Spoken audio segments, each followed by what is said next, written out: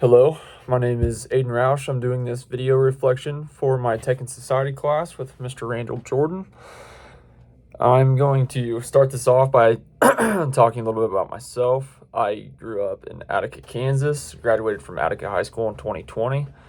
I've since gained a Associate's Science degree from Hutchinson Community College, and I'm now transferred up here in my senior year in a construction management degree. So my dream job after graduation would probably be something in the office in the construction field, like an estimating/assistant PM position would be mostly what I'm looking for. What do I think this class is going to be? I don't really know. It was kind of my last required class that I had to take that I couldn't really substitute another class that I've taken for. So if I had to guess what this class is going to be about, I'm guessing it's going to be about the history between technology and science and how it's implemented into society.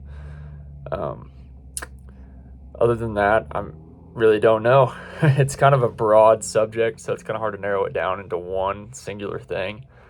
But for that, let's get on to our second thing here. So with reading through the chapters, they impact me on a personal level too, because it really helped me. It really made me think critically on science and technology. Something that I really liked is one of our classmates on their discussion board said that they kind of compare it to, is it the chicken or the egg? And I said something kind of similar in mine. I just didn't allude to that analogy. What I said was, I think that science came before technology because I think science is used to make new technology, and then technology is used to in turn create new scientific discoveries. So in a roundabout way, one created the other, and then the product is being used to create the original thing just over and over and over again, because those processes can be repeated. So another thing that I really found interesting and that I can kind of attest to in the chapters too was that it talked about how we're kind of moving towards a paperless society. Well, I know me for one, especially kind of applying this to my construction field, I like having a physical set of plans in front of me. So I don't really want to go to a completely paperless society because I don't think we're quite there yet.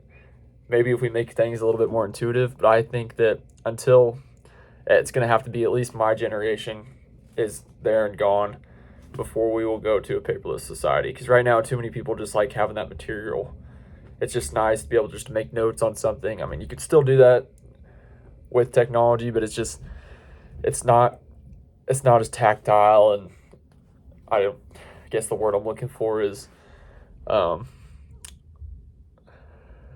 beneficial, satisfying to do it on that. For me, if I write something down, I can remember it a lot better than if I type it on a computer.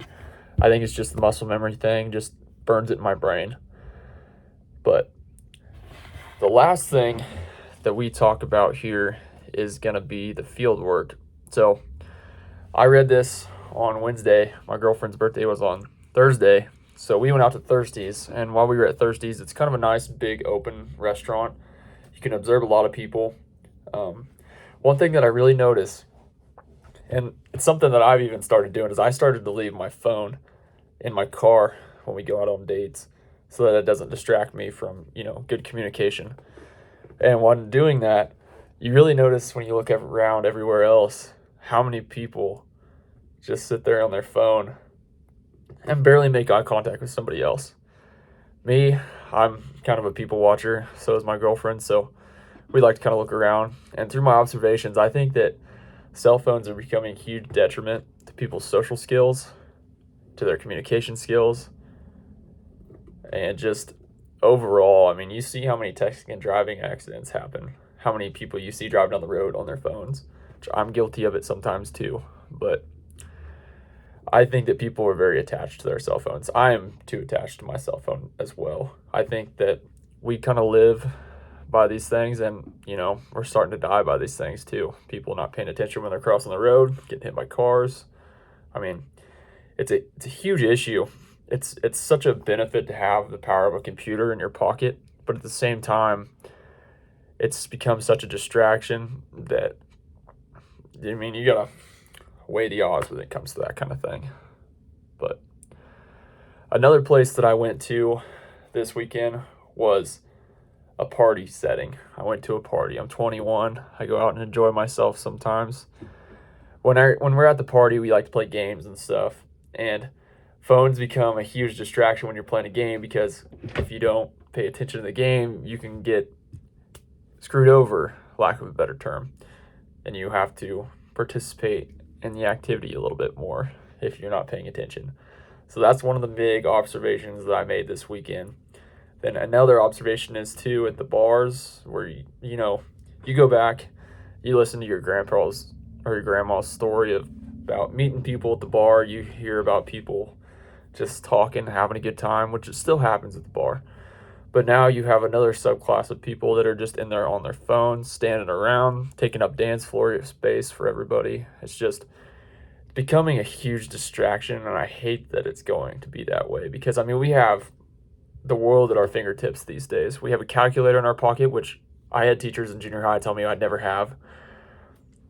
We have access to anybody we want to talk to, no matter where they are, as long as you're within service. And we have photography in our pockets too. Our smartphone cameras are getting to be amazing. You can track your kids on their phones. You can see their search histories. You can control everything through your fingertips. And for some people, they get too involved in that and it becomes too powerful. And I think that's where we run into issues. But overall, I thought the first chapter was really interesting. I watched some of the videos. I thought they were very interesting. The AT&T one that we did a discussion post over, that one was super surprising to me because of how, I mean, it was super close. I mean, some of the things, I mean, you can draw direct comparisons between the two.